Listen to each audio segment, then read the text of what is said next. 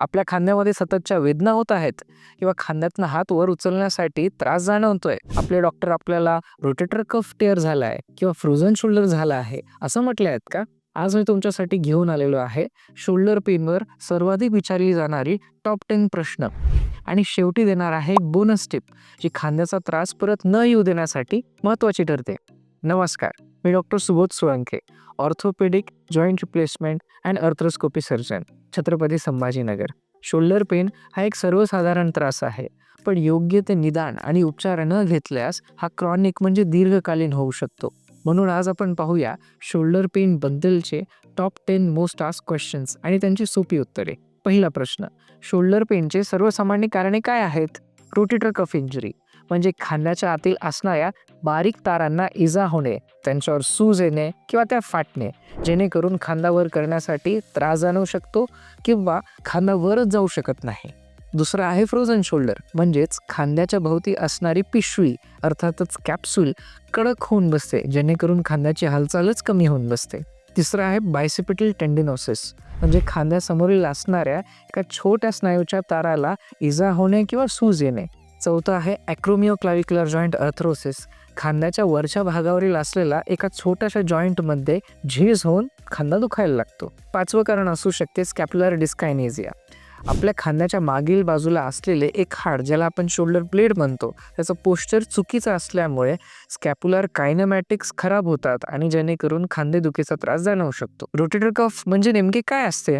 खांद्याच्या भोवती असणारे 4 मुख्य स्नायू व त्यांच्या तारापासून बनलेला हा एक स्ट्रक्चर असतो. ते कमकुवत झाले असताना त्यांच्यावर सूज येऊ शकते किंवा ते फाटू शकतात. तसे झाले असता खांदा उचलताना किंवा हालचाल करताना वेदना जाणवू शकतात, क्लिकिंग ऐकू येऊ शकते, तसेच खांद्याची मूव्हमेंट करताना कमकुवतपणा जाणवू शकतो. रोटेटर कफ किंवा सुप्रास्पायनस टेंडिनोसिस म्हणजे काय आणि त्यावर नेहमी सर्जरीच करावी लागते का? तर सुप्रास्पायनेटस टेंडिनोसिस म्हणजे रोटेटर कफ मधीलच एका स्नायू आणि तारावर आलेली सूज आहे.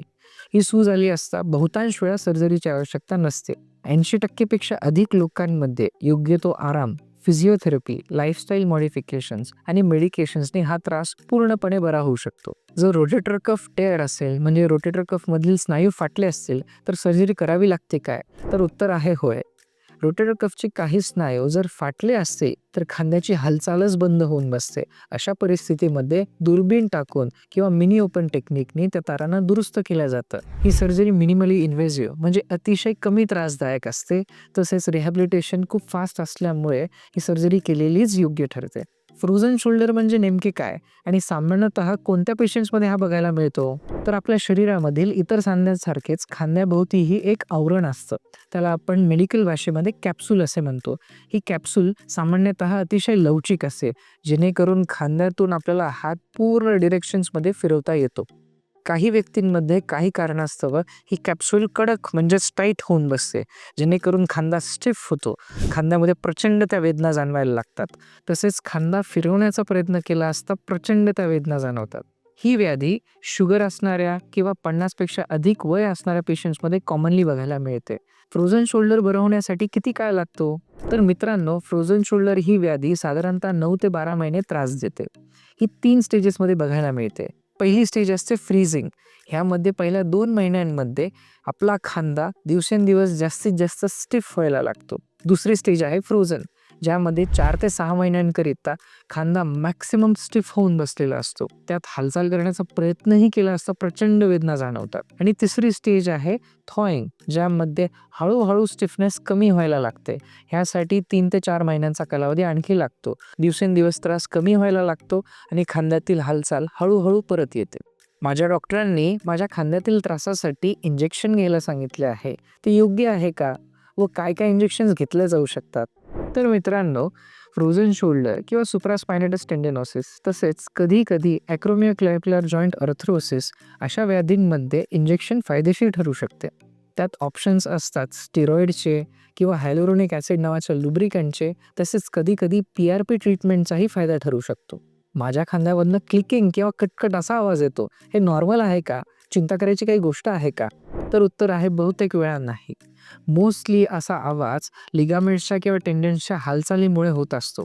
पण जर आपल्याला आवाजासोबत त्रासही जाणवत असेल तर तपास करून घेणे गरजेचे आहे. मला खांद्यामध्ये त्रास होत आहे, तर मी व्यायाम करावा की आराम घ्यावा? तर मित्रांनो, स्पोर्ट्स मेडिसिनमधील इतर व्याधींसारखे ह्या व्याधीमध्येही पहिले रेस्ट फॉलोड बाय रिहॅबिलिटेशनचा प्रोटोकॉल फॉलो केला पाहिजे. खांद्यामध्ये ॲक्टिव्हली त्रास जाणवत असताना सुरुवातीच्या 10 दिवस ते 2 आठवड्यांपर्यंत मॅक्सिमम पॉसिबल रेस्ट देणे गरजेचे आहे. तसेच कोमट पाण्याने शेकणे किंवा अल्ट्रासॉनिक थेरपीसारखी थेरपी घेणेही फायदेशीर ठरते. एकदा त्रास कमी झाल्यानंतर फिजिओथेरपिक गायडन्समध्ये आपण प्रॉपर त्या एक्सरसाइजेस सुरू केला असता त्रास हळूहळू मावळतो आणि सांध्यांच्या भोवती असणारे स्नायू मजबूत होतात, जेणेकरून परत त्रास होण्याची शक्यता कमी होऊन जाते. खांद्याच्या दुखण्यावर घरगुती उपाय आहेत का? तर उत्तर आहे होय. आपण गरम पाण्याने किंवा इलेक्ट्रिक पिशवीने शेकू शकता.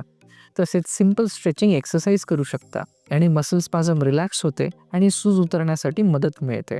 तसेच पेंडुलम एक्सरसाइजेस सारख्या सिंपल एक्सरसाइजही करू शकता. तर आता वळूया बोनस टिपकडे. मित्रांनो, बरेच वेळेस सर्वायकल स्पॉन्डायलोसिस म्हणजे मानेतील नस दबल्यामुळेही खांद्याचा त्रास जाणवू शकतो. ह्या दोघांमध्ये डिफरन्स कसा ओळखायचा? तर स्पॉन्डायलोसिसचा त्रास खांदा आणि मान ह्या दोघांमधील भागापासून सुरू होतो आणि हातापर्यंत जाणवू शकतो. तसेच हातामध्ये मुंग्याही येऊ शकतात, हात सुन्न पडल्यासारखे वाटू शकते. पण खांद्यातील व्याधींमुळे होणारा त्रास मुख्यतः खांदा किंवा दंडामध्येच जाणवतो. शोल्डर पेन हा इझिली सॉल्व्ह करता येऊ शकणारा इश्यू आहे, पण योग्य ते निदान होणे महत्त्वाचे. खांद्याच्या त्रासाबद्दल आपल्याला काही प्रश्न असतील तर नक्की कॉमेंट करा, मी उत्तर देईन. आपल्याला व्हिडिओ आवडला असेल तर लाईक करा आणि चॅनलला सबस्क्राईब करायला विसरू नका. तोपर्यंत आपली काळजी घ्या. धन्यवाद.